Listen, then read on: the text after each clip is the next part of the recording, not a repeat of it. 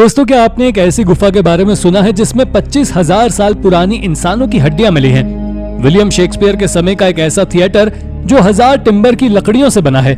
और क्या आपको पता है कि सिल्क राउट पर मकबरों का एक संग्रह पाया गया है? अगर नहीं तो वीडियो को लास्ट तक देखिएगा, क्योंकि आज हम आपको ऐसे ही कुछ हाल ही में की गई कमाल की डिस्कवरीज के बारे में बताने वाले हैं, जिन्हें देखकर आप हैरान हो जाएंगे। तो चलिए शुरू करते हैं आज की इस मजेदार वीडियो को। Number 10, wooden circle. दोस्तों, आपने स्टोन सर्कल्स के बारे में तो सुना ही होगा। ये यूरोप में कई जगह पाए जाते हैं, जैसे कि इंग्लैंड की स्टोनहेंज साइट्स में। अब पत्थर तो कभी नहीं गलते हैं, इसलिए वो सालों तक बने रह सकते हैं। लेकिन क्या आपने कभी किसी वुडन सर्कल के बारे में सुना है? अगस्त 2020 में पोर्चुगल के पर्डिगोस कॉम्प्लेक्स आर्कियोलॉजिकल साइट पर एक ऐसा ही वुडन सर्कल मिला है। आर्कियोलॉजिस्ट बताते हैं कि यह वुडन सर्कल 2800 बीसी से 2600 बीसी में बनवाया गया हो सकता है। अभी तक इस सर्कल का सिर्फ 1/3 हिस्सा ही खोजा गया है और इस सर्कल की चौड़ाई लगभग 66 फीट है। इस सर्कल में अभी तक कई मिट्टी के बर्तनों के टुकड़े और जानवरों के अवशेष मिले हैं, लेकिन ये इतने लंबे समय से कैसे टिका हुआ है, ये आज भी एक रहस्य है। Number 9, murals. दोस्तों, वॉल पेंटिंग्स ने आर्कियोलॉजिस्ट को हमेशा से ही सोच में डाल रखा है। मेक्सिको के मेसो अमेरिका क्षेत्र में टियोटिहुआकन सिटी में ही ऐसे कुछ दीवारों पर चित्र मिले थे। इन चित्रों ने एक्सपर्ट्स को सोचने पर मजबूर कर रखा है कि आखिर कैसे इतने सालों से ये दीवार पर बने चित्र सलामत हैं। पर अब आर्कियोलॉजिस्ट ने इसके बारे में पता लगा लिया है। इसी साल की शुरुआत में एक रिसर्चर्स की टीम ने पता लगाया कि इन चित्रों को बनाने के लिए एक बेहद असामान्य विधि का इस्तेमाल किया गया है। इन्हें बनाने के लिए धातुओं का प्रयोग किया गया है और कई चित्रों को तो मरकुरी सल्फेट और आयरन ऑक्साइड के एक मिक्सचर से बनाया गया है। एक्सपर्ट्स की टीम का ध्यान यहाँ मौजूद एक महल पर गया, जो क्वैट्ज़लपैटलॉट कॉम्प्लेक्स के सेंटर में स्थित था। कहा जाता है कि यह महल किसी मुख्य पुजारी या किसी महान नेता का घर हुआ करता था। इसका लाल रंग मरकरी सल्फाइड यानी कि सिनेबार के कारण है। जिन चित्रकारों ने ये चित्र बनाए थे, उनके लिए ये लाल रंग खून, उपजाऊपन या सूर्य का प्रतीक था, जो वहां हुई लड़ाइयों के बारे में बताता है। Number 8, pre historic dolphins.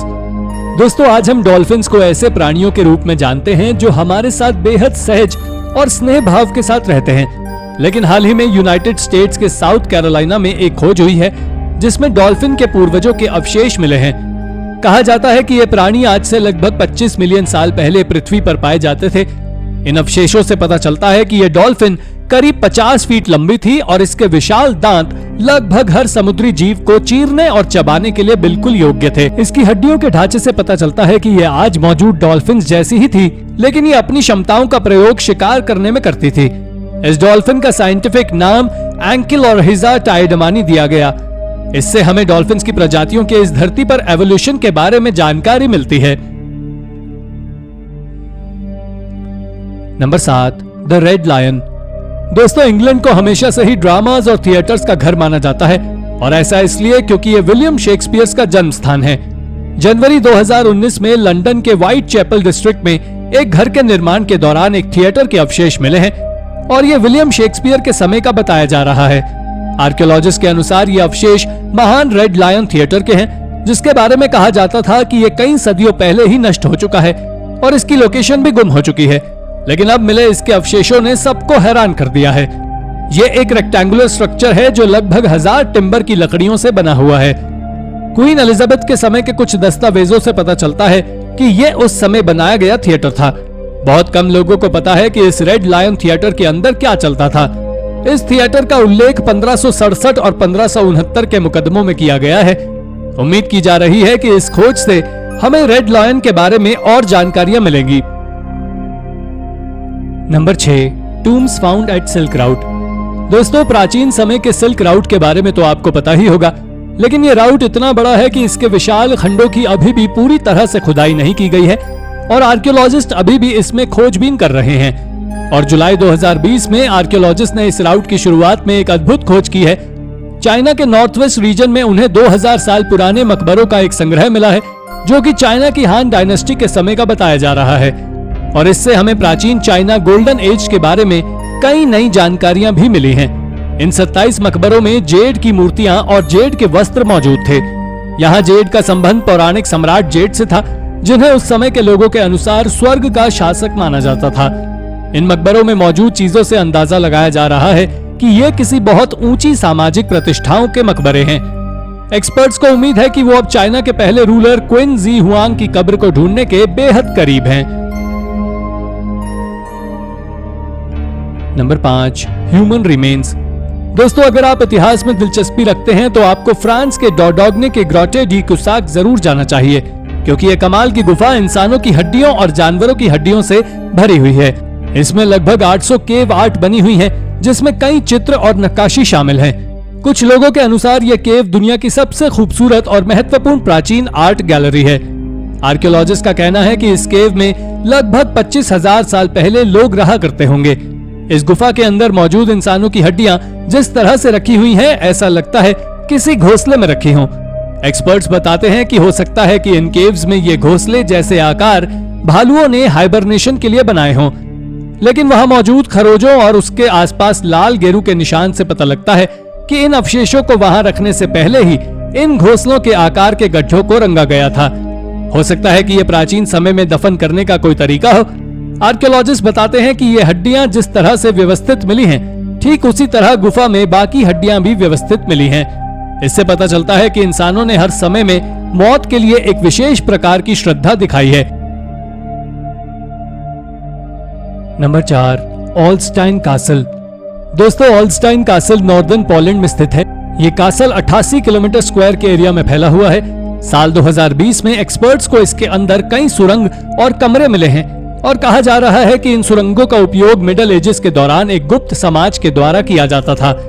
Experts के अनुसार ये कासल 14वीं सेंचुरी में क्राकाउ शहर के एक ऊंचे पद के पुजारी के लिए बनवाया गया था और फिर बाद में इसे कैसमीर नाम के राजा ने दोबारा बनवाया था।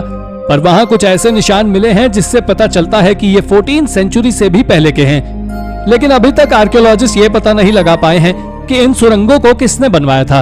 इनमें कुछ स्टोन टूल्स भी मिले हैं, जिससे ये अंदाजा लगाया जा रहा है कि इन सुरंगों में कभी आदि मानवों का वास था। वहां की जमीन पर दरारों की वजह से सुरंग का प्रवेश द्वार बंद है, तो ये भी हो सकता है कि जिसने ये कासल बनवाया हो उन्हें इन सुरंगों के बारे में पता ही ना हो। नंबर 3, सी स्नेल्स। दोस्तों, आज हम पर्पल कलर बड़ी आसानी से पहनते हैं, लेकिन प्राचीन समय में इसे सिर्फ राजघराने के लोग, कुछ नेता और बेहद धनवान लोग ही पहन पाते थे। ऐसा इसलिए था क्योंकि प्राचीन समय में इसे बनाना बहुत मुश्किल था।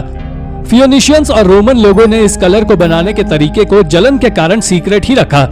आज हमारे लिए ये पर्पल कलर बनाना बेहद आसान है, लेकिन हमारे पूर्वज ये कैसे बनाते थे इसका हमें कोई अंदाजा नहीं था। लेकिन हाल ही में एक ट्यूनिशियन एक्सपर्ट मोहम्मद गसान न्यूरिया की वजह से हमें अब पता है कि वो कैसे कलर बनाते होंगे। मोहम्मद को काफी समय से यह संदेह था कि यह डाई का रहस्य सी स्नेल्स में छिपा है, जो स्थानीय समुद्र तट पर बहकर आते थे। तो कई सालों तक उन्होंने इस पर्पल कलर को बनाने की कोशिश की और आखिरकार उन्हें पता चल ही गया कि इस डाई को बनाने के लिए इन स्नेल्स के शेल्स को साफ करके उन्हें ऑक्सीडाइज होने देना होता है। अंदाजा लगाया जा रहा है कि हमारे पूर्वज भी पर्पल कलर को बनाने के लिए इसी तरीके का इस्तेमाल करते थे। मोहम्मद को 1 ग्राम डाई बनाने के लिए 2 दिन लग जाते हैं, लेकिन अब यह उनके लिए एक करियर बन चुका है और यूरोपियन ट्रेडर्स उन्हें हर 1 ग्राम डाई के लिए $4,000 यानी 3,30,000 रुपए देने के लिए तैयार हैं। Number 2, roundels. दोस्तों, जून 2020 में आर्कियोलॉजिस्ट को पोलैंड में कुछ ऐसा मिला जिसने इतिहास समझने के उनके नजरिए को ही बदल दिया। उन्होंने वहां एक 7,000 वर्ष पुरानी विशाल संरचनाओं की श्रृंखला को खोज निकाला है और इन संरचनाओं को राउंडल्स कहा जाता है। इन्हें साल 2019 में पहली बार देखा गया था, पर इनकी खोज 2020 में ही हुई थी। इन संरचनाओं का आकार कुंडली जैसा था, जो लगभग 10 फीट चौड़े और 6 फीट गहरे थे। ये राउंडल्स नॉर्मली दिखाई नहीं देते, पर मैग्नेटोमीटर नाम की डिवाइस से इन्हें देखा जा सकता है। इस डिवाइस की मदद से बिना जमीन को खोदे ये देखा जा सकता है कि नीचे क्या है। हो सकता है कि इस विशाल संरचना को हड्डियों या हाथ से बने टूल्स का उपयोग करके खोदा हो। इस साइट में उन्हें रैखिक मिट्टी के बर्तन के टुकड़े भी मिले हैं, जिनके बारे में कहा जाता है कि इस प्रकार के मिट्टी के बर्तन पुराने कल्चर्स इस्तेमाल किया करते थे। साथ ही यहाँ कई सींग और जानवरों की हड्डियां भी मिली हैं। Number 1, Pratihara temple. साल 2020 में आगरा से 70 किलोमीटर दूर नौनी नाम के एक छोटे से गांव में कुछ ऐसा मिला जिसे देखकर सब हैरान हो गए। दोस्तों, इस गांव के एक किसान अपने खेत में मछलियों के लिए एक तालाब खोद रहे थे और इसी खुदाई के दौरान उन्हें पर्तिहरा एरा का एक मंदिर मिला और उन्होंने उसी समय स्थानीय विशेषज्ञों और आर्कियोलॉजिस्ट को इस मंदिर के बारे में बताया और तभी से इस जगह पर खोज जारी है। ये बलुआ पत्थर से बना है और अभी तक इसमें 2 आमलकों का एक सेट मिला है, जिसमें से एक लैंप पोस्ट है जो आमतौर पर मंदिर के प्रवेश द्वार पर पाया जाता है। आमलक एक खंडित या नोकदार पत्थर की डिस्क है जिसके किनारे पर आमतौर पर लकीरें होती हैं और ये एक मंदिर के शिखर या मुख्य मीनार के शीर्ष पर स्थित होता है। कहा जाता है कि ये आमलक कमल का नेतृत्व करता है और ये देवता के लिए एक आसन का एक प्रतीक माना जाता है। तो दोस्तों, ये थे हाल ही में की गई कुछ आर्कियोलॉजिकल फाइंड्स जिसने आर्कियोलॉजिस्ट को भी अचंभे में डाल दिया। आज के लिए बस इतना ही। मिलते हैं ऐसे ही किसी हैरत अंगेज करने वाली वीडियो के साथ। दोस्तों, वीडियो पसंद आई हो तो लाइक और शेयर जरूर करें, साथ ही हमारे चैनल को सब्सक्राइब भी जरूर कर लीजिएगा। धन्यवाद।